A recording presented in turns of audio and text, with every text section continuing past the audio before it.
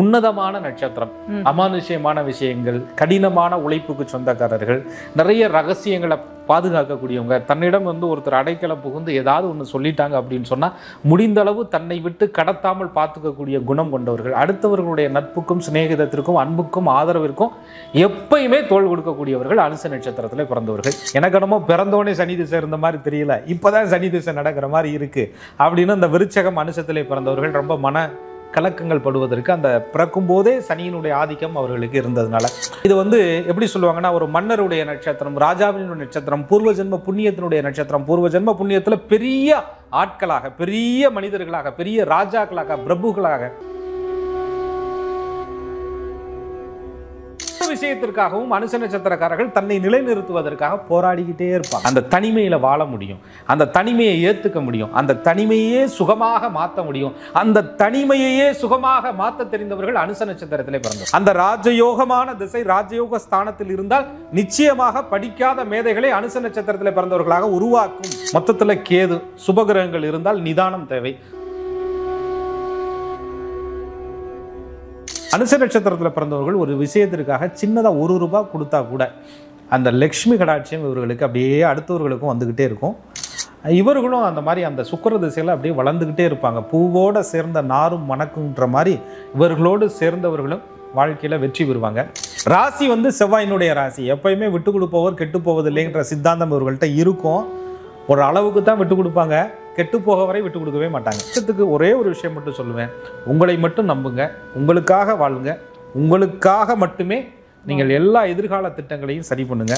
அதுக்குன்னு சுயநலம் கிடையாது. நீங்கள் என்னதான் பொதுநலமாக இருந்தாலும்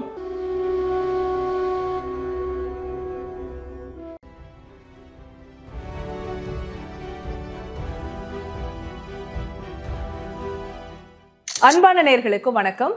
நம்ம சேனல்ல தொடர்ச்சியாக நட்சத்திர சீரிஸ் பார்த்துட்டு இருக்கோம் இல்லையா? அனுஷ நட்சத்திரத்தினுடைய தசாபுத்தி பலன்கள், இவங்களுடைய வாழ்நாள் முழுவதுமான பலன்களை இந்த எபிசோட்ல நம்ம தெரிஞ்சுக்க போறோம். பார்ட் 1 வீடியோ அனுஷ நட்சத்திரத்தினுடைய பிறப்பின் ரகசியம், அவங்களுடைய குணாதிசயங்களை பார்ட் 1 வீடியோல போட்டிருக்கோம். ஒருவேளை அந்த வீடியோ பார்க்காதவங்க அதை பார்த்துட்டு இந்த பார்ட் 2 வீடியோ பார்த்தீங்கன்னா இன்னும் உங்களுக்கு நல்லபடியா புரியும். புலிப்பாணி சித்தர் வழி ஜோதிடர் திரு கோகுலக்கண்ணன் இவருடைய கணிப்புல அனுஷ நட்சத்திரத்துல பிறந்தவங்களுடைய தசாபுத்தி பலன்களை விளக்கமா தெரிஞ்சுக்கலாம். அவருடைய பாணியிலே வாங்க. வணக்கம் சார். வணக்கம். குரு வாழ்க, குருவே துணை. சார், எல்லாரும் வெயிட் பண்ணிட்டு இருக்காங்க. இவங்களுடைய இந்த தசாபுத்தி பலன்கள் அப்படின்னு தெரிஞ்சுக்கிறதுக்கு முன்னாடி இவங்களுடைய வாழ்நாள் முழுவதுமான வாழ்நாள் பலன்களை தெரிஞ்சுக்கலாம். எந்தெந்த காலகட்டம் இவங்களுக்கு சேலஞ்சிங்கா இருக்கும், இல்லை எந்த காலகட்டத்தில் இவங்க நல்லபடியா இருப்பாங்க, அதை பார்க்கலாம். நிச்சயம். அது அந்த எந்த பீரியடு சேலஞ்சிங்கா இருக்கும், எப்போ நல்லா இருப்பாங்கன்னு சொல்றதே தசாபுத்தியை வச்சு தான் நம்ம தெரிஞ்சுக்க முடியும். அது வயதிற்கு தகுந்த மாதிரி ஒருத்தருடைய தசாபலன்கள் மாறும். முதல் அனுச நட்சத்திரம் 4 பாதமும் உடைபடாத நட்சத்திரம்னு பேர். சில நட்சத்திரங்கள் பார்த்தீங்கன்னா 2 ராசியில் இருக்கும். அனுச நட்சத்திரம்னு சொன்னாலே நம்ம நினைவு கூறுவது விருச்சக ராசியா நீங்கள் அப்படின்னு கேட்போம். விருச்சக ராசி அனுச நட்சத்திரம். அப்போ அனுச நட்சத்திரங்கிறது நம்ம முதல் பகுதியிலே சொல்லியிருந்தோம். இது அப்படி காஞ்சி பெரியவருடைய ஒரு அற்புதமான நட்சத்திரம். மகாலட்சுமி அமர்ந்திருக்கக்கூடிய அந்த தேவி அமர்ந்திருக்கக்கூடிய தாமரையினுடைய சின்னம் பெற்ற அந்த தாமரை பிறந்த நட்சத்திரம் என்பது அனுச நட்சத்திரம். சனி பகவானுடைய நட்சத்திரமாக இருந்தாலும் கூட காலச்சக்கரத்திற்கு 8வது வீட்டில் 4 பாதங்களும் ஒரு நீர் ராசியில் இருக்கக்கூடிய ஒரு உன்னதமான நட்சத்திரம். அமானுஷ்யமான விஷயங்கள், கடினமான உழைப்புக்கு சொந்தக்காரர்கள், நிறைய ரகசியங்களை பாதுகாக்கக்கூடியவங்க. தன்னிடம் ஒருத்தர் அடைக்கலம் புகுந்து ஏதாவது ஒன்று சொல்லிட்டாங்க அப்படின்னு சொன்னால் முடிந்த அளவு தன்னை விட்டு கடத்தாமல் பார்த்துக்கக்கூடிய குணம் கொண்டவர்கள். அடுத்தவர்களுடைய நட்புக்கும் சிநேகிதத்திற்கும் அன்புக்கும் ஆதரவிற்கும் எப்பயுமே தோள் கொடுக்கக்கூடியவர்கள் அனுச நட்சத்திரத்தில் பிறந்தவர்கள். அப்படி வாழ்க்கை பாருங்க, அந்த சனி மகா தசையில இவர்களுக்கு ஆரம்பிக்குது. பொதுவாக இந்த சனி தசை அப்படின்னாலே கொஞ்சம் பயமா தான் சார் இருக்கும். ஆனா சனி மகா தசையிலே இவங்க பிறக்கிறாங்கன்னா இவங்களுடைய வாழ்க்கை எப்படி ஆரம்பிக்கும்? ஆமா, கண்டிப்பா. அதாவது கர்ப்பம் ஜனனத்திலேயே அந்த சனி மகா திசை என்று இருக்கும். பிறந்த ஜாதகத்துல ராசி நவாம்ச கட்டத்திற்கு கீழாக இவங்க எத்தனாவது பாதம் நவாம்ச பாதசாரத்தில் எழுதியிருப்பாங்க. அனுச 1வது பாதம், 2வது பாதம், 3வது பாதம், 4வது பாதம்னு எழுதியிருப்பாங்க. அந்த பாதத்தை பொறுத்து சனி மகா திசை ஆதி எந்த கர்ப்பச்சல் நீக்கிய இருப்பு வருடம், இத்தனை வருடம், இத்தனை மாதம், இத்தனை நாள் அப்படின்னு எழுதப்பட்டிருக்கும். உதாரணத்துக்கு 1ஆம் பாதம் அப்படின்னு பிறந்திருந்தாங்கன்னா சனி பகவானுக்கு மொத்தம் 19 வருட தசை. அந்த 19 வருஷத்துல கொஞ்சம் குறைவா ஒரு 18 சில்லற, 18, 17 அப்படி எழுதப்பட்டிருக்கும். 2ஆம் பாதம்னா அதுல பாதி, 3ஆம் பாதம்னா அதுலயும் பாதி, 4ஆம் பாதம்னா சில மாதங்கள் சில வருடங்கள் மட்டும் 1 2 வயசோட அந்த சனி திசை முடிகிற மாதிரி எழுதப்பட்டு இருக்கும். அந்த உங்களுடைய பிறந்த தேதி மாதம் வருடத்தோட அந்த சனி திசையை நீங்கள் உதாரணமாக எடுத்துக்கணும். இன்னைக்கு 2025 சனி திசை 1 வருஷம் 1 மாதம் 10 நாள் இருக்குது அப்படின்னு சொன்னால் இன்றைய தேதி வருடம் அந்த வருடத்தோட சேர்க்கும்போது இத்தனை வருஷம் நமக்கு சனி திசை இருக்குது. இந்த சனி முடிஞ்ச உடனே நமக்கு புதன் மகாதிசை வரப்போகுது. அப்போ ஃபியூச்சரில் இத்தனாவது வயசில் நமக்கு கேது வரப்போகுது. அதுக்கப்புறம் இத்தனாவது வருடத்தில் சுக்கிரன் நடந்துகிட்டு இருக்கு. அல்லது இப்போ எனக்கு நான் சனி திசையில் பிறந்தேன், சனியை கடந்தா புதனை கடந்தா கேது திசை நடந்துகிட்டு இருக்கு, எனக்கு இந்த வயதில் இந்த கேது திசை எப்போ முடியும் அப்படின்றது அந்த வயதை பொறுத்து கால்குலேட் பண்ணிக்கிட்டா. நம்ம இந்த வீடியோவில் சொல்ல போகிற இந்த தசா பலன்கள்ங்கிறது அவங்க வயதிற்கு தகுந்த மாதிரி துல்லியமாக இருக்கும். சரி சரி சரி. இந்த சனி தசை உங்களுக்கு எத்தனை வருடங்கள் இருக்கும்? சனி மகாதிசை அதான் நான் சொல்கிறேன் 19 வருஷத்தில் பாதம். நான் என்ன சொல்கிறேன்னா இது ஒரு பொதுவான ஒரு பலனை நம்ம பார்க்கறதுனால மத்தியமமாக வச்சுக்கிறோம். ஒரு 8 வயசு 9 வயது வரையும் சனி மகாதிசை இருக்கிறதா நீங்கள் வச்சுக்கோங்க. சரி. ஒரு 8 வயதில் சனி திசைக்குள்ளே நீங்கள் ஜனனம் எடுக்கிறீங்க. சனினா உங்களுக்கு தெரியும், கடினமான போராட்டம், கடினமான தடை, கடினமான முயற்சிகளுக்கு கிடைக்கக்கூடிய தாமத நல்ல பலன்கள். சனி யோகம் கொடுப்பாரு, யாரும் தடுக்க முடியாது. ஆனால் தாமதமாக கொடுப்பார். எம்புட்டு தாமதமையாக கொடுப்பார். வாழ்க்கை முழுசும் இன்னும் தாமதப்படுத்திக்கிட்டே இருக்குது.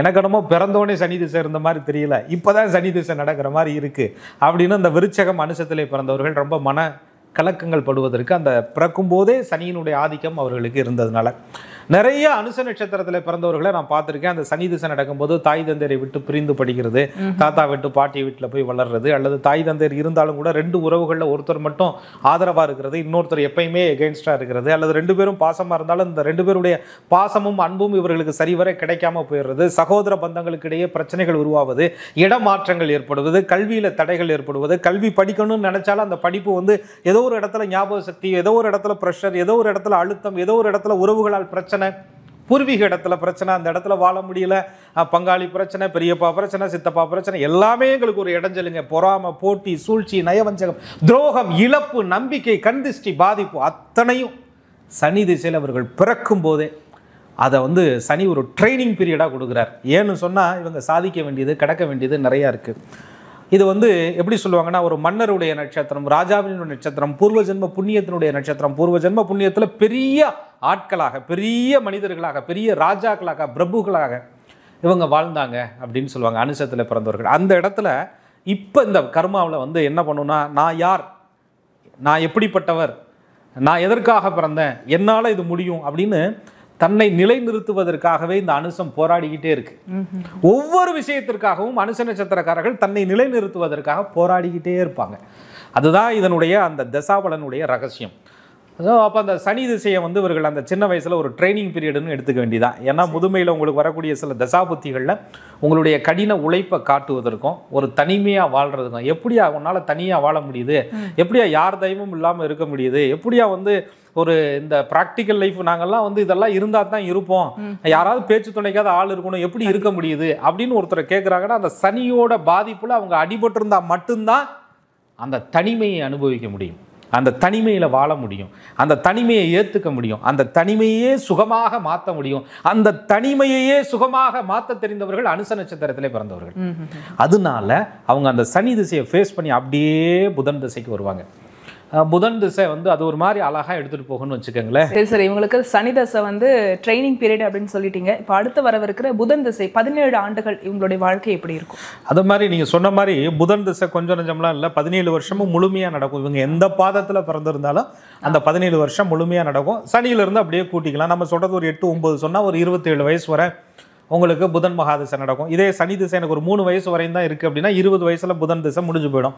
எப்படி வச்சாலும் அந்த இளமை பருவம், டீன் ஏஜ் அப்படின்னு சொல்லக்கூடியது அந்த புதனுக்குள்ளே இருக்கும். சிறகடிக்க ஆசை அப்படிங்கிற மாதிரி இருப்பாங்க, சிறகு தான் இல்லாமல் இருப்பாங்க, சிறகு ஒடிந்து இருப்பார்கள். காரணம் ஒரு கட்டுப்பாடு, எப்பயுமே ஒரு நிர்பந்தம், என்கிட்ட சொல்லிட்டு போகணும், என்கிட்ட சொல்லிட்டு தான் உள்ளே வரணும், ஆர்டர் போட்டுக்கிட்டே இருப்பாங்க. இவங்களை சுற்றி இருக்கிறவங்க இவங்களை போட்டு ப்ரெஷர் பண்ணி எங்கே அவங்களோட அவங்க வளர்ந்துருவாங்களோ, இவங்களுடைய திறமையை அவர்கள் மதிப்பிட முடியாமல், இவர்கள் ஒரு காலத்தில் நல்லா வருவாங்க அப்படின்னு தெரியாமல் ஏதோ அட்வைஸ் பண்ணுறேங்கிற பேரில் இவங்களுக்கு ஓவர் அழுத்தங்களை கொடுத்து அனுச நட்சத்திரக்காரர்கள் அப்படியே கொலையா மனதளவுல கொன்னுகிட்டு இருப்பாங்க சுத்தி இருக்கக்கூடியவங்க பூரா.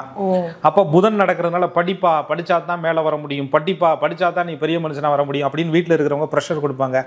புதன் நடக்கிற இவர் என்ன சொல்லுவார்னா, என்ன அவரெல்லாம் படிச்சாரா, இவரெல்லாம் படிச்சாரா, அவரெல்லாம் நாட்டை ஆளலையா, அவரெல்லாம் வந்து முதலமைச்சரா வரலையா, அவரெல்லாம் பிரதம மந்திரியா வரலையான்னு நம்ம ஆளுக சொல்லிக்கிட்டே இருப்பாங்க. படிக்காத மேதைகள் போன்று யாரெல்லாம் எத்தனை பேர் வந்திருக்கிறாங்க, மட்டும் மூலதனம் கிடையாது. நான் நிறைய விஷயத்துல திறமையா இருக்கேன், எனக்கு நிறைய விஷயங்களை புரிஞ்சுக்க முடியுது, நான் சில விஷயங்களை கண்டுபிடிக்க போறேன், சில விஷயத்தை செய்ய போறேன், சில விஷயத்தை கத்துக்க போறேன். எப்பயுமே அனுச நட்சத்திரத்தில் பிறந்தவர்கள் புதன் திசை நடக்கும்போது தன்னுடைய அறிவையும் தன்னுடைய ஞானத்தையும் பயன்படுத்த வேண்டும் என்று நினைத்து கொண்டே இருக்கிறாங்க.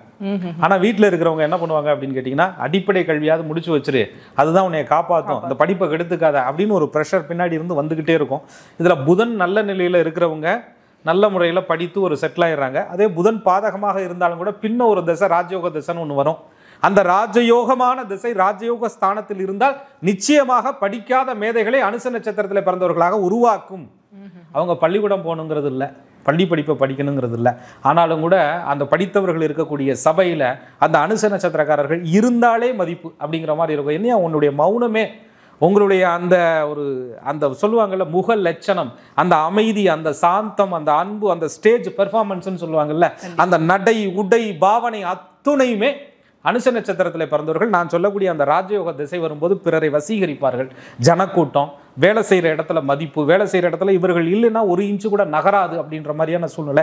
எல்லாரையும் தன்னுடைய கட்டுப்பாட்டுக்குள்ள தன்னுடைய அறிவால வச்சிருக்கிறது. ஒரு கணக்கை கூட ரொம்ப மனக்கணக்கா சொல்றது. வாழ்க்கை கணக்கை ஆண்டவன் சனி திசையில் தவறாக போட்டாலும் இவர்களுடைய வாழ்க்கையில வெற்றி பெறுவதற்கான கணக்கை அந்த புதன் பகவான் போட்டு கொடுத்துருவார்.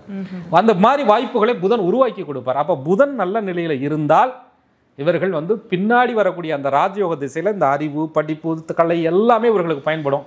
புதன் கொஞ்சம் நெகட்டிவாக இருந்துச்சுன்னா இவங்க என்ன பண்ணுவாங்கன்னா, படிப்பெல்லாம் எனக்கு வேணாம், அது வேணாம், இது வேணான்னு இவங்களாக எடுத்துக்கிடுவாங்க.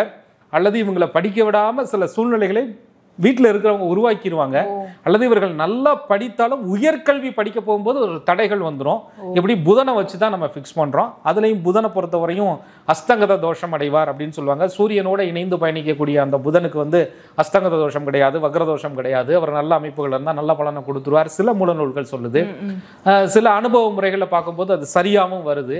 அப்போ அந்த புதன் எங்கே இருக்கிறாருன்னு பார்த்து அடிப்படையிலேயே அவர்களை சரி செய்தால் அதற்கான வழிபாடுகள், அதற்கான சூழ்நிலைகளை நம்ம எடுத்துக்கிட்டோம்னு சொன்னால், அதில் தாமரை தான் இதற்கு குறியீடு. தாமரையில் லக்ஷ்மியும் இருப்பாங்க, தாமரையில் சரஸ்வதியும் இருப்பாங்க. இந்த சரஸ்வதி அப்படின்னு சொல்லக்கூடிய அம்சம் புதனில் இவர்களுக்கு சரியாக கிடைச்சிருச்சு அப்படின்னு சொன்னால், லக்ஷ்மி அப்படின்னு சொல்லக்கூடிய அம்சம் ஒரு திசையில், நான் சொல்ல போகிற திசையில் இவர்களுக்கு கிடைக்கும். இந்த கல்வி அப்படிங்கிற சரஸ்வதி இவர்களுக்கு கொஞ்சம் கருணை கண்ணு காட்டலை அப்படின்னு சொன்னால், லக்ஷ்மி அப்படிங்கிற அம்சம் சுக்கிர திசை வரும்பொழுது, அந்த ராஜயோக திசை தான் சுக்கிர திசை, அது வரும்போது இவர்களுக்கு அது பலன் தராமல் ரொம்ப காயப்படுத்திடும். அதனால சுக்கிர திசையை முழு ராஜயோகமாக இவர்கள் அனுபவிப்பதற்கு அந்த அடிப்படையில் இருக்கக்கூடிய அந்த புதனுடைய திசையை இவர்கள் சரிவர பயன்படுத்திக்கிட்டா நிச்சயம் வெற்றி பெறலாம். இந்த புதன் திசையில ஒண்ணு படிப்பை இவங்களே கெடுத்துப்பாங்க, இல்ல சுத்தி இருக்கக்கூடிய சூழ்நிலை அந்த படிப்பை கெடுத்துரும் அப்படின்னு சொன்னீங்க. ஒருவேளை அந்த படிப்பை நம்ம சரியா அமைச்சுக்கிட்டோம்னா சுக்கிர தசை உங்களுக்கு நல்லா இருக்கும்னு சொன்னீங்க.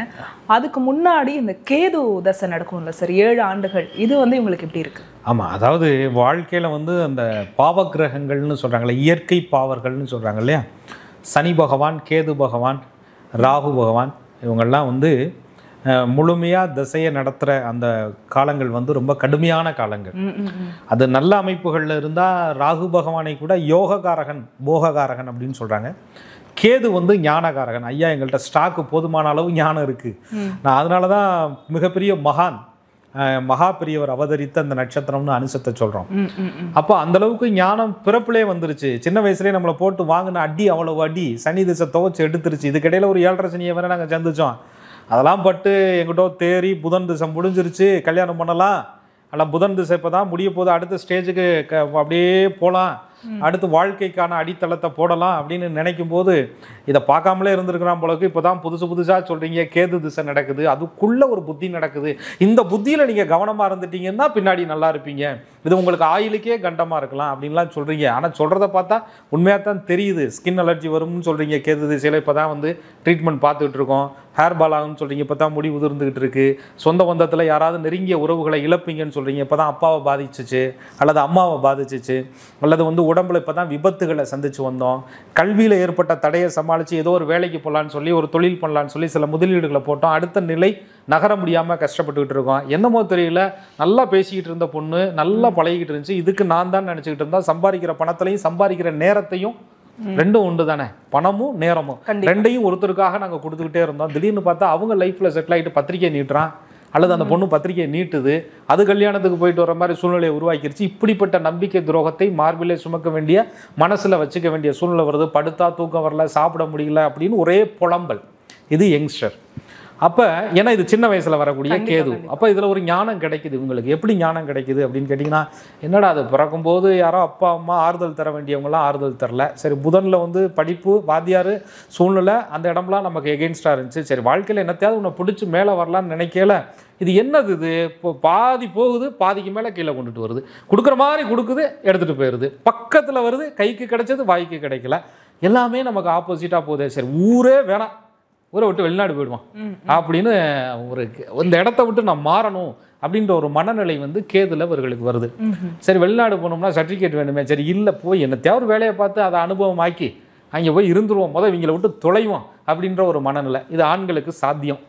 பெண் பிள்ளைகளும் இன்னைக்கு படிப்பு வச்சிருக்கிறவங்க, சர்டிஃபிகேட் வச்சிருக்கிறவங்களுக்கு சாத்தியம். அவங்க என்ன பண்ண முடியும்?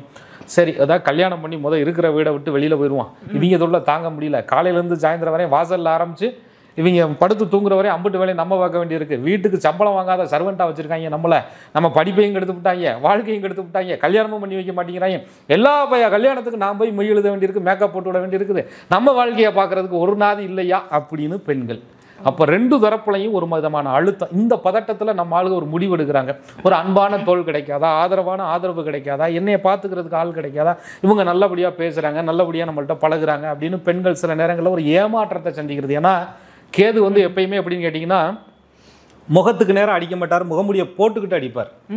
எங்கிருந்து அடிக்கிறாரு, எப்படி அடிக்கிறாருன்னு கண்டுபிடிக்க முடியாது. காதுகிட்ட அடித்த மாதிரி இருக்கும், ஆனால் தலை வலிக்கும். தலையில் அடித்த மாதிரி இருக்கும், ஆனால் பல்லு வலிக்கும். என்னடா அடித்தது ஒரு இடம், வாங்குறது ஒரு இடமா இருக்கே. இது வந்து கேது. நான் எதுக்கு சொல்கிறேன்னா, அதாவது நமக்கு எங்கிருந்து தாக்குதல் வருது, யார் இந்த சூழ்ச்சி பண்ணுறா, யாருனால நம்ம கெட்டு போகிறோம் அப்படின்னு தெரியாமலேயே கெட்டு போகிறது. துரோகிக்கு பக்கத்தில் நின்றுக்கிட்டே ஊட்டி விட்டுக்கிட்டு இருக்கிறது இது கேது திசை. நம்பிக்கை துரோகிக்கு பக்கத்தில் நின்னே தன்னை அழித்துக் கொள்வது கேது திசை. அதை அனுச நட்சத்திர பிறந்தவர்கள் அந்த சின்ன வயசில் அனுபவிக்கும் போது அதை விட ரணவேதனை எதுவும் இல்லையா. அப்போ ஒரு ஞானம். நீயா பிறக்கும் போதும் போராட்டம், படிக்கும் போதும் போராட்டம், வளரும் போதும் போராட்டம், வாழ்க்கையை தொடங்கும் போதும் போராட்டம், வாழ்ந்துக்கிட்டு இருக்கும் போதும் போராட்டம்.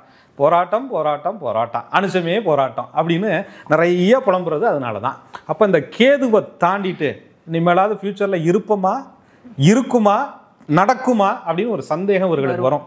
அப்போ தான் ஒரு விடி வெள்ளி அப்படியே முளைத்து வரும். அதுதான் சுக்கிரன் அப்படின்னு சொல்லுவாங்க. சுக்கிர திசை வந்து சுற்றி அடிக்குதா இல்லை அதுவும் சுருட்டி விடுதா அப்படிங்கிறது சுக்கிரன் இருக்கிற நிலையை பொறுத்து தான் ஜாதக கட்டத்தில் சொல்ல முடியும். சரி, இப்போ இந்த 7 வருஷமும் இந்த அனுஷ நட்சத்திரத்தில் பிறந்தவங்க சந்திக்கக்கூடிய இந்த கேது தசையில் இந்த கஷ்டங்கள் எல்லாருமே அனுபவிச்சே ஆகணுமா சார்? அப்படி இல்லை. அதுலேயும் ஒரு சில பேர் என்ன சொல்லுவாங்கன்னா, வாயை திறந்தா 4 வாரத்தை நல்லதா பேசியா, இது என்னையா சனி கேது, ஏன்னா இருக்கிறத தான் சொல்ல முடியும். நம்ம என்ன கட்டத்தில் ரப்பர் வச்சா அழிக்க முடியும், ஒன்றும் செய்ய முடியாது. ஆனால் இந்த இருக்கிறதுலே பெரிய பொக்கிஷம் என்ன தெரியுங்களா? ஞானம் என்ற பொக்கிஷம். அடுத்து வரக்கூடிய நல்ல தசாபலன்கள். ஏன்னா ஒரு பகுதி கெட்டா இன்னொரு பகுதி நல்லா இருக்கும். இது சாஸ்திரம். 30 வருஷம் வாழ்ந்தவரும் இல்லை, 30 வருஷம் வீழ்ந்தவரும் இல்லை. ஐயா எனக்கு இப்போ 60 வயசு, நீ சொல்றது எதுவுமே ஒத்து வரல, 60 வருஷமும் நான் வீழ்ந்துக்கிட்டு தான் இருக்கேன் அப்படின்னு சொன்னா அங்கே தான் நாங்கள் என்ன சொல்றோம்னா ஸ்தானம். இப்போ கேது இருக்கிறார், அவர் ஏற்கனவே கெடுப்பார். சூரியனோட கோடி ரொம்ப ஃப்ரெண்ட்லியாக உட்காந்துருக்கிறார், ரொம்ப சந்தோஷமாக கெடுப்பார். சந்திரனோட கேது உட்காந்துருக்கிறார். நீங்கள் விருச்சகம் அனுசத்தில் பிறக்கிறீங்க, சந்திரன் அங்கே நீசம், வீடு கொடுத்த செவ்வாய் நீச பங்கம் அடையலை, சந்திரனோட கேது உட்காந்துருக்கிறார். கோவிலுக்கு கும்பிட போனாலும் அங்கே உள்ள ஐயர் நம்மளை வந்து குருகுருன்னு பார்ப்பாராம். அது வந்து என்ன அது இது திருட வந்தவனா அப்படின்ற மாதிரி. அப்போ வந்து உங்களுக்கு எங்கே போனாலுமே பிரச்சனை வருது அப்படின்னு சொன்னால் அது கேது இருக்கிற பிளேஸை பொறுத்து தான். சரி, சப்போஸ் குரு பார்வை, குருவோட தொடர்பு அல்லது அந்த லக்ன யோகர்கள். இப்போ நீங்கள் என்ன லக்னம்னு எனக்கு தெரியாது, உதாரணத்துக்கு நான் ஒரு லக்னத்தை சொல்கிறேன். மிதுன லக்னம். மிதுன லக்னத்திற்கு யோகாதிபதி சுக்கிரன்.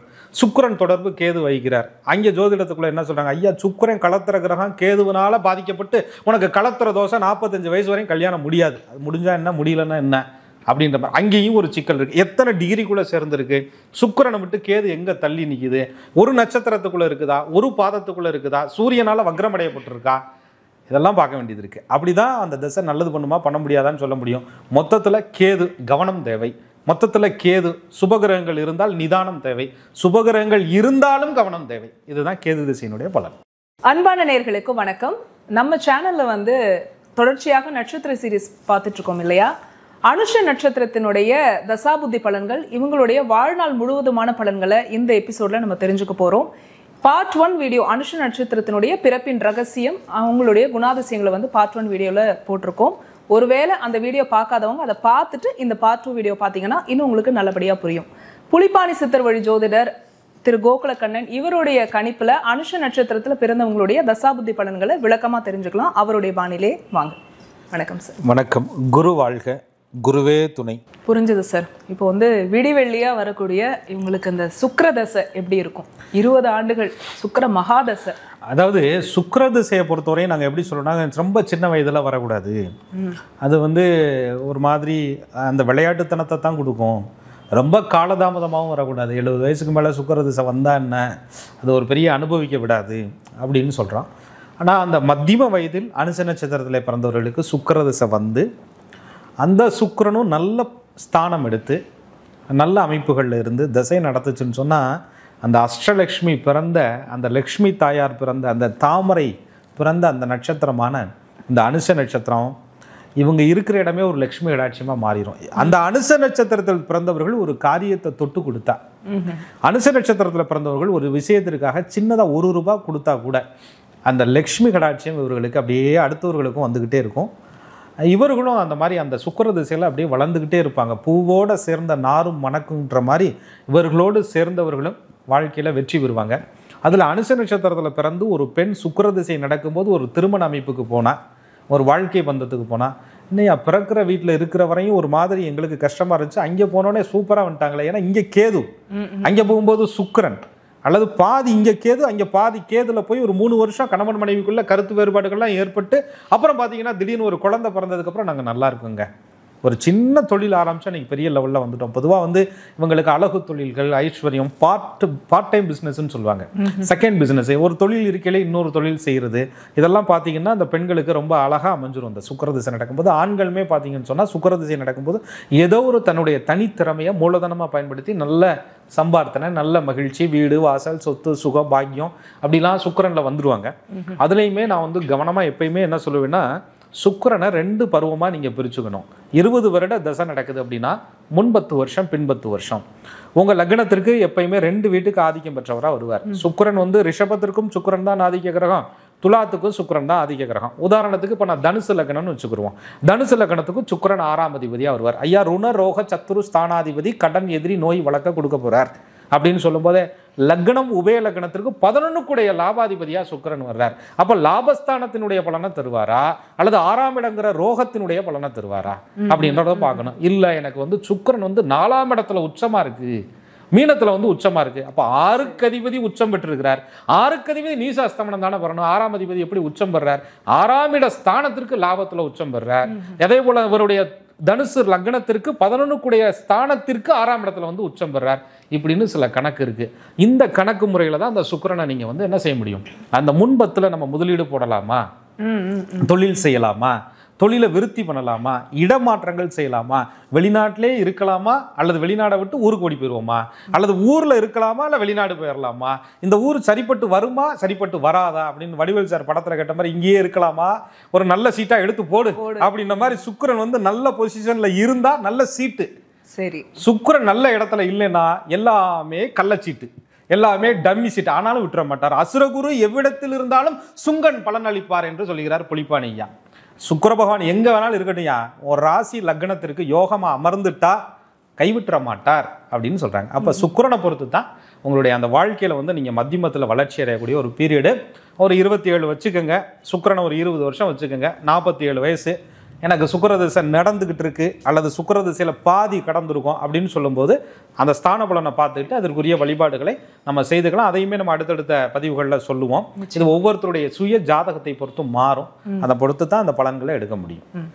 சுக்கிரதசை பார்த்துட்டோம் சார். இப்போ அடுத்து இவங்களுக்கு நடக்கவிருக்கிற சூரிய தசை எப்படி இருக்கும், அதே மாதிரி எந்த வயது வரைக்கும் இது நடக்குது சார்? சூரிய மகாதிசை 6 வருஷம் நடக்கும்.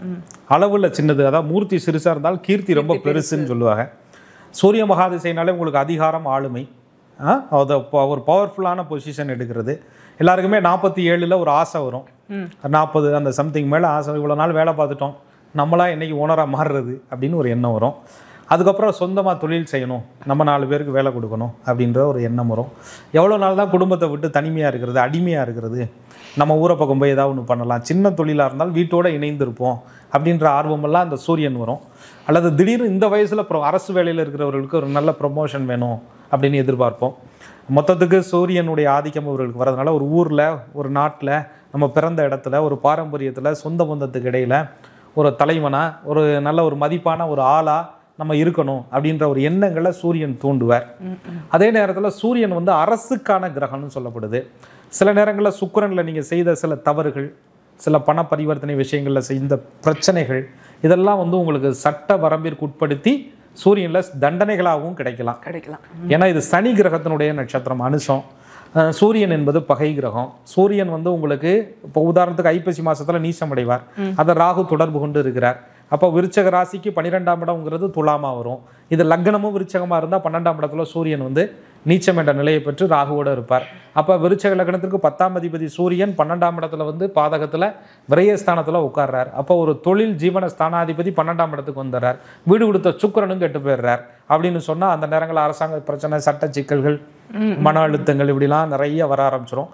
சூரியன் நல்ல பொசிஷன் எடுத்திருந்தார் அப்படின்னு சொன்னால் காசு, பணம், புகழ், அந்த வாய்ப்பு சுக்கிரனில் அப்படியே சம்பாரிச்சதை வச்சு சூரியனில் வந்து பெரிய அந்த ஊரில் வந்து ஒரு பெரிய பொறுப்புகளுக்கு வர்றது, தொழில் செய்கிறது, இந்த மாதிரி வந்து அந்த சூரியனுடைய பொசிஷன் வந்து இவர்களுக்கு நல்லா ஒரு அமைப்பை ஏற்படுத்தி கொடுக்கும். சூரியனால தந்தை வழி சொத்துக்கள், ஆஸ்தி, அந்தஸ்துகள் அந்த தசாபுத்தியில் கிடைக்கலாம். ரொம்ப நாளாக ஒரு கேஸ் நடந்துகிட்டு இருக்குங்க, அப்பாவுடைய ப்ராப்பர்ட்டி எனக்கு கிடைக்கல அப்படின்னு சொல்கிற வாய்ப்பு சூரியன் கொடுப்பாரு. அல்லது அப்பா கொடுக்குற மாதிரி இருந்தார், அண்ணன் அடிச்சுட்டு போயிட்டாரு, அது மேலே கேஸ் போட்டிருக்கேன், வழக்காக இருக்குது, அந்த வழக்கில் நான் ஜெயிப்பனா அப்படின்றது சூரியனில் ஒரு கேள்வி வரும். மொத்தத்துக்கு சூரியன் அரசு, அதே போல் சட்டம், அதே மேலே அதிகாரம், அதே நேரத்தில் சுய தொழில், இந்த 3 டாபிக்குள்ள சூரியனில் மைண்டு போகும். சரி சார், அப்படி பார்த்தா இப்போ ஒரு 50 வயது வரைக்கும் உங்களுக்கு இந்த தசைலாம் நடக்குது. இதுக்கப்புறம் நடக்கக்கூடிய தசை உங்களுக்கு எப்படி இருக்கு? அதாவது நான் இதில் இன்னமும் திரும்ப ரிமைண்ட் பண்ணுறேன், சனி பகவானுடைய திசையை நம்ம ஒரு ஆவரேஜாக வச்சு தான் சொல்லியிருக்கோம்.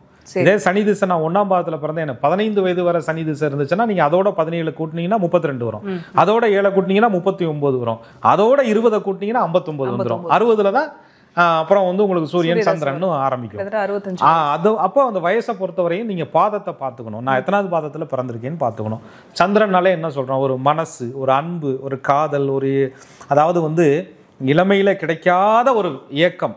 அனுச நட்சத்திரத்தில் பிறந்தவர்களுக்கு சனி திசையிலேயே ஒரு தனிமை உணர்ச்சி, புதன் திசையில் அறிவு திறமை இருந்தும் களம் கிடைக்கல, நல்ல வாழ்க்கை வாழ போகிற நேரத்தில் கேது வந்து கெடுத்தது, இளமையில் வராத சுக்கிரதிசை நடுநிலையாக வந்தது, இங்கிட்டும் போக முடியாமல் அங்கிட்டும் போக முடியாமல். அந்த நேரத்துலலாம் ஒரு வாழ்க்கையில் இருப்பாங்க, திடீர்னு இன்னொரு ஒரு அன்பு கிடைக்கும் அவங்களுக்கு.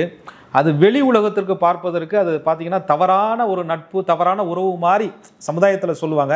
ஆனால் உண்மையான வாழ்க்கையே எனக்கு இப்போ தான் கிடைச்சிருக்குன்னு இவங்க ஃபீல் பண்ணுவாங்க. அந்த சொல்கிறாங்கல்ல, அந்த காதல் என்பதே ஒரு முதுமையில் மத்தியமத்தில் இந்த அனுச நட்சத்திரத்தில் பிறந்தவர்களுக்கு வந்து அந்த வாழ்க்கை தேர்வுக்குள்ள இவர்கள் இந்த பக்கமும் போக முடியாமல் அந்த பக்கமும் போக முடியாமல் அப்படி ஒரு அஸ்திவாரத்தை அசைச்சு பார்ப்பாரு சுக்கிரன். அதெல்லாம் சமாளித்து சூரியனில் அப்படியே மேலே வந்து சந்திரன் வரும்போது அந்த பழைய நினைவுகள், மெமரிஸ், சந்திரன் தான் வந்து ரிமைண்ட் பண்ணி விடுவார். அப்படியே நீங்கள் எப்படிலாம் இருந்தீங்க, எப்படிலாம் கடந்து இந்த இடத்துக்கு வந்திருக்கிறீங்க, இனிமேல் எப்படி இருக்க போகிறீங்க அப்படின்ற ஒரு விஷயம். சரி, வெளிநாட்டிலே நம்ம இருந்துருவோம், வெளியூருக்கு போயிடுவோம், வெளி மாநிலத்துக்கு போயிடுவோம், இப்படின்னு ஒரு ஸ்டேட்டஸில் இருக்கிறவங்க ஒரு கஷ்டப்பட்டு அந்த ஒரு அடிமையான ஒரு அமைப்புகள்லேருந்து அடுத்து சந்திரன் வருது. விருச்சிக ராசிக்கு, ஸ்திர ராசிக்கு 9 குடையவன் பாதகஸ்தானாதிபதி, ஸ்திரத்திற்கு 9ஆம் இடம் பாதகஸ்தானம். அதே நேரத்தில் லக்னம், எனக்கு ஒரு உதாரணத்துக்கு நான் ஒரு மீன லக்னம், எனக்கு வந்து சந்திரன் 5ஆம் அதிபதி, பூர்வ புண்ணியாதிபதி. ஸ்திர ராசிக்கு பாதகத்தை பண்ணுவாரா, லக்னத்திற்கு பூர்வ புண்ணிய யோகத்தை பண்ணுவாரான்னு கேட்டால் தசாபலனை பார்க்கும்போது லக்னத்தின் அடிப்படையில் பார்க்கணும். அப்போ லக்னத்திற்கு யோகாதிபதி உங்க லக்னத்துக்கு 9ல் நீச்சம் அடைந்து அந்த வீட்டின் அதிபதி ஆட்சி உச்சம் பெற்றுட்டா ராஜயோகம் பண்ணுவார் சந்திரன். இப்படி சந்திரனுக்குமே ஒரு கணக்கு இருக்கு, அதை 2ஆ பிரிச்சுக்கணும். வளர்புரை சந்திரன், தேய்பிரை சந்திரன். முதல் 5 வருடம் எப்படி இருக்க போறார், அடுத்த 5 வருடம் எப்படி இருக்க போறார், இதுல என்ன டிசிஷன் எடுக்கலாம் அப்படின்னு சந்திரனை பொறுத்து நம்ம பலன்களை எடுத்துக்கணும். சரி சார், இப்போ அடுத்ததாக அந்த தைரியத்துக்கே உண்டான செவ்வாய் திசை நடக்கும். இந்த தசை உங்களுக்கு எப்படி இருக்கு? நிச்சயமா, அதாவது விருச்சகம்னாலே ஒரு செவ்வாயினுடைய ஆதிக்கம் பெற்ற ஒரு ராசி தான். சனி கிரகத்தினுடைய நட்சத்திரமாக இருந்தாலும் கூட ராசி வந்து செவ்வாயினுடைய ராசி. எப்பயுமே விட்டு கொடுப்பவர் கெட்டு போவதில்லைன்ற சித்தாந்தம் இவர்கள்ட்ட இருக்கும். ஒரு அளவுக்கு தான் விட்டு கொடுப்பாங்க, கெட்டு போக வரை விட்டு கொடுக்கவே மாட்டாங்க. தனக்கு ஒரு பாதிப்பு வருதுன்னா அவ்வளோதான், அது அப்போ தான் அந்த தேளோட அந்த ஸ்பீடு வந்து இவர்களுக்கு வரும். பொறுத்து நானும் பார்த்தேன் போடா அப்படின்னு கொட்டி விட்டு போகிற டைப்லாம் அப்போ தான் வரும். அதனால் வந்து அந்த விருச்சக ராசியில் பிறந்த அனுச நட்சத்திரக்காரர்களுக்கு அந்த செவ்வாயினுடைய திசை ஒரு நம்பிக்கைக்கான திசைன்னு சொல்லலாம். ஒரு ரொம்ப நாள் எங்கள் அண்ணன் தம்பிக்குள்ள பிரச்சனை இருந்துச்சு, தீர்ந்துச்சு. சொத்து சுக பிரச்சனை இருந்துச்சு, தீர்ந்துச்சு. ரொம்ப நாள் ஒரு நல்ல வீடு கட்டணும்னு நினச்சேன், வீட்டை கட்டினேன். பழைய வீட்டை இடிச்சுட்டு கட்டணும்னு நினச்சேன், பராமரிக்கப்பட்டேன். அதே மாதிரி இந்த விஷயங்கள் எல்லாம் வீடு, பூமி, ஆஸ்தி, அந்தஸ்து சம்மந்தப்பட்ட விஷயங்கள் எல்லாம் செவ்வாயில் நடக்கும். செவ்வாய் கொஞ்சம் எதிர் துருவமாக இருக்கிறாருன்னா விபத்து, இரத்த காயங்கள், பிளட் ப்ரெஷரு, அதுக்கப்புறம் வந்து உங்களுக்கு சுகர், இந்த மாதிரி விஷயங்கள் வர்றது, ஹீமோகுளோபின் குறைபாடு ஏற்பட்டு அந்த நேரங்களில் உங்கள் நோய்க்கு முறையான வைத்தியங்கள் கிடைக்காம கொஞ்சம் வைத்திய செலவுகள் ஆகிறது, இப்படிலாம் செவ்வாயில் இருக்குது. ஸோ சுக்கிரன்லையும் அந்த சூரியன்லையும் சந்திரன்லையும் நீங்கள் இருக்கக்கூடிய அந்த பருவத்தில் என்ன இருக்கோ அதுக்கான மெடிக்கல், ஹெல்த் இன்சூரன்ஸு, மற்ற உங்களுக்கான சேவிங்ஸு, உங்கள் சகோதரர்களுக்கு உண்டான அந்த ஒரு பந்தங்கள், இது எல்லாத்துலேயுமே நீங்கள் வந்து ஃப்யூச்சரில் செவ்வாய் நமக்கு எப்போ வருதுன்னு பார்த்துட்டு அதுக்கு தகுந்த மாதிரி ஒரு டிசிஷனை அந்த தசைகளில் இளமையில் எடுத்தால் மட்டும்தான் செவ்வாயை நீங்கள் வந்து அழகாக ஃபேஸ் பண்ண முடியும். இல்லைனா செவ்வாய் வந்து ஒரு போர் கிரகம், அதிரடியான கிரகம், செய் அல்லது செத்து மடி அப்படின்னு சொல்லக்கூடிய கிரகம். அந்த நேரத்தில் அனுச நட்சத்திரக்காரர்கள் ரொம்ப மனசு உடைஞ்சு போனவங்கள நம்ம பார்த்துருக்கோம். வயது, இயலாமை, இந்த ரெண்டும். ஆனால் மனசு மட்டும் பார்த்தீங்கன்னு சொன்னால் மாடு இழைச்சி போச்சு, மாடு கொம்புமா இழைச்சி போச்சு அப்படின்ற மாதிரி ஒரு வீராப்பாக இருப்பாங்க, ஒரு கெத்தாக இருப்பாங்க, ஒரு கௌரவமாக இருப்பாங்க. ஆணோ பெண்ணோ யார்ட்டையும் அடைக்கலமாக இருக்க மாட்டாங்க, பிறர் உதவி வேணும்னு நினைக்க மாட்டாங்க, குழந்தைகள் இருப்பிடத்துக்கு போக மாட்டாங்க, என்னை தேடி நீ வாயான்னு சொல்லுவாங்க. அப்படிப்பட்ட ஒரு நிலையில் அந்த செவ்வாய் திசை வரும்போது வீராப்பு ரொம்ப இருக்கும், அதே வந்து கௌரவம் அப்படிங்கிறது ரொம்ப இருக்கும். இது செவ்வாய் நடக்கும். செவ்வாய் தசை வந்து உங்களுக்கு ரெட் சிக்னல் சொல்லியிருக்கீங்க சார். அடுத்து நடக்கவிருக்கிற ராகு தசையாவது உங்களுக்கு கிரீன் சிக்னலாக இருக்கும். நிச்சயமா தடைன்னு சொல்லலை, கவனம்னு சொல்லியிருக்கேன். அதான செவ்வாயில் சொல்லியிருக்கேன். ஏன் அப்படி சொல்லியிருக்கேன்னா, எல்லாரும் ராகு வந்தால் கொட்டி கொடுக்கும், அள்ளி கொடுக்கும், அழகாக கொடுக்கும் அப்படின்னு சொல்லுவாங்க. ராகு பகவான் நல்ல பொசிஷனில் இருந்தால் கொடுக்குறது தான் ரைட்டு, இல்லைன்னு சொல்லலை. ஆனால் எந்த ஏஜில் வருது அப்படின்றது ரொம்ப முக்கியம். அனுசத்தில் பிறந்தவர்களுக்கு ரொம்ப கடைசி ஸ்டேஜில் அந்த ராகு திசை அப்படின்றது வருது. அதுக்கப்புறம் குரு இருக்கிறார், அப்புறம் மீண்டும் சனி வந்துடுவார். அப்போ அதோட வந்து உங்களுக்கு சனி வர்றதுக்குள்ளேயே ஆயுள் எப்படிங்கிறத நம்ம பார்த்தோம் இல்லையா. 120 வருடம் வாழ்ந்தா தான் 9 கிரகமும் திசை நடத்தும். அப்போ அந்த ராகு வரும்போது எப்பயுமே நம்ம என்ன சொல்லணும்னா, முதுமையில் வரக்கூடிய ராகு கொஞ்சம் ஏமாற்றம் அடைய செய்யலாம். நீங்கள் நம்பினவங்க, நம்பிக்கிட்டு இருக்கிறவங்க, அதனால தான் நான் எப்பயுமே விருச்சிக ராசிக்காரர்களுக்கு ஒன்று சொல்லுவேன், உங்களுக்கு வந்து உங்களுக்கு நீங்கள் தான் துணை. நீங்கள் எல்லாரையும் வளர்த்து விடுவீங்க, அம்மாவுக்காக, அப்பாவுக்காக, அவங்க பிள்ளைகளுக்காக, பேரம்பேத்திக்காக, எல்லாருக்காகவும் நீங்கள் வாழ்வீங்க. கடைசியில் நீ என்ன பண்ணுன அப்படின்னு உங்களை கேட்பாங்க. எல்லாம் தேடி வச்சுருப்பீங்க, உங்களால் இவ்வளோ தான் முடிஞ்சிச்சு அப்படின்னு சொல்லுவாங்க, வீரவசனம் பேசுவாங்க. ஆனால் அவங்க வந்து 10 பைசாவுக்கு பிரயோஜனம் இல்லாதவர்களாக இருப்பாங்க. எங்கே நீ வாழ்ந்து காட்டு, சாதிச்சு காட்டுன்னு நீங்கள் கேட்பீங்க. ஆனால் அதற்கு தகுதி இல்லாதவர்களாக இருப்பாங்க. ஆனால் உங்களை பார்த்து நீங்கள் என்ன பண்ணீங்க? அப்போ ராகு திசைகளே உங்களுக்கு ஒரு கேள்வி வரும், கண்டதெல்லாம் வளர்த்து விட்டு நம்ம காதை பிடிக்குது, இதுக்கு பதில் சொல்ல வேண்டியது என் தலையெழுத்து. நான் வந்து அப்போ தான் இவங்க படுத்துட்டு கொஞ்சம் யோசிப்பாங்க, சிந்திப்பாங்க. இல்லையா, ஜனனத்தில் சனி ஆரம்பித்தார், முதுமையில் ராகு முடிச்சு வைக்கிறேன்னு வந்து உட்காந்துருக்கிறாரு. ஆரம்பித்தது சனி, அதாவது விருச்சகம், அனுசம். நீங்கள் பாருங்கள், ஒரு சினிமாவில் கூட அழுகை சீன் கிளைமேக்ஸில் வச்சுருப்பாங்க. ஆனால் அனுசத்துக்கு அந்த அழுகை சீனை கடவுள் பிறக்கும் போதே வச்சுருக்கானா அப்படின்ற மாதிரி ஃபீல் பண்ண வைக்கும். சனி திசையிலேயே துவக்கத்தில் பிறந்து கேதுவை ஃபேஸ் பண்ணி, அதுக்கப்புறம் பத்தாக்குறைக்கு ராகுவையும் ஃபேஸ் பண்ணி, இடையில இருந்த ஒரு ஆள் சுக்கிரன், சூரியன், சந்திரன், அதுவும் என் லக்னத்துக்கு பொசிஷன் சரியாக இல்லைன்னா அதுவும் வேஸ்ட்டு அப்படின்ற மாதிரி. நான் இது வந்து நெகட்டிவ்காக சொல்லலை, பாசிட்டிவ் நிறைய ஜாதகத்துக்குள்ளே இருக்கும். அது உங்களை நல்லாவும் வச்சுருக்கலாம், நல்லாவும் நடத்திக்கிட்டு இருக்கலாம். பட் முதுமையில் என்ன வரப்போகுதுங்கிறத அனுமானிக்கிறது தான் ஜோதிடம். நம்ம நிகழ்காலம் அப்படின்றத விட எதிர்காலம் நமக்கு என்னவா இருக்க போகுது அப்படின்றதான் ஜோதிடம். அப்போ அந்த நேரத்தில் செவ்வாய் ராகு 2 கிரகத்தை நீங்கள் வந்து ஃபேஸ் பண்ண வேண்டியது வருது. அதனால நான் அனுஷத்துக்கு ஒரே ஒரு விஷயம் மட்டும் சொல்லுவேன், உங்களை மட்டும் நம்புங்க, உங்களுக்காக வாழுங்க, உங்களுக்காக மட்டுமே நீங்கள் எல்லா எதிர்கால திட்டங்களையும் சரி பண்ணுங்க. அதுக்குன்னு சுயநலம் கிடையாது. நீங்கள் என்னதான் பொதுநலமாக இருந்தாலும் ஒரு காலத்தில் எல்லாருனாலும் நீங்கள் வஞ்சிக்கப்படுவீர்கள் அப்படிங்கிறதா இதனுடைய சூட்சமம். சனியில் ஆரம்பிச்சு ராகுல முடியுது, ஆயில் இருந்தால் குரு வரையும் போகும். அப்படி இல்லைன்னு சொன்னால் ராகுவே உங்களுக்கு இறுதியை கொடுப்பார். உங்களுக்கு வந்து முதுமையில் ராகு தசை நடக்குது இல்லையா, இப்போ இவங்களுக்கு வந்து நோய், உடல் உபாதைகள்லாம் எப்படி இருக்கும்? இவங்களை பார்த்துக்கிறதுக்கு ஆள் இருப்பாங்க? நிச்சயமா, அதாவது வந்து பார்த்துக்கிறதுக்கு ஆள் இருக்குதா அப்படிங்கிறது கேள்விக்குறி. இவங்க பல பேரை பார்த்துருந்தாலும் கூட அந்த பார்த்தவங்கலாம் பக்கத்தில் இருக்க மாட்டாங்க. அதே நேரத்தில் வந்து ரொம்ப பேர குழந்தைகள் மேலே ரொம்ப பாசமாக இருப்பாங்க. இந்த விருச்சகம், அனுச நட்சத்திரத்தில் பிறந்தவர்களுக்கு பூர்வ புண்ணியாதிபதி ராசிக்கு குருவாக வராரு. அது லக்னத்திற்கும் யோகராக இருந்தாருன்னா தெய்வம் இவர்களுக்கு சப்போர்ட் பண்ணும். பெரிய கஷ்டம் வந்தாலும் இவர்களுக்கு அது கடந்து போயிடும். அப்படி இல்லைன்னு சொன்னால் அந்த ராகுல சரீர உபாதைகள், குடல் செரிமான பிரச்சனை, சிறுநீரக தொந்தரவு, அதுக்கப்புறம் வந்து அலர்ஜி பிரச்சனை, சரியான தூக்கமின்மை, இது இயல்பாகவே முதுமையில் இருப்பவர்களுக்கு வரலாம். இந்த ராகு நடக்கும்போது ரொம்ப மெமரி லாஸ் பிரச்சனை இதெல்லாம் இருக்குது. ஸோ அதனால் நீங்கள் எப்போ உஷாராக இருக்கணும்னா சூரியன் ஆரம்பிக்கும் போதே உஷாராயிடணும். சூரியன், சந்திரன், செவ்வாய், அந்த 3 திசை. சூரியன் 6, சந்திரன் 10, செவ்வாய் 7, 22 வருஷங்கள். அது முடிச்சு தான் உங்களுக்கு ராகு வரும்.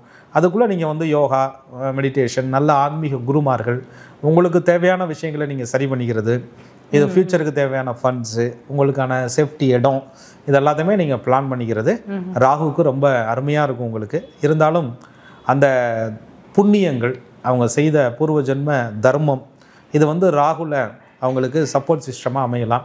இஷ்ட தெய்வம், குலதெய்வம், அவங்களுடைய உபாசனை தெய்வம் இவர்களுக்கு ஒரு பலமாக அமையலாம்.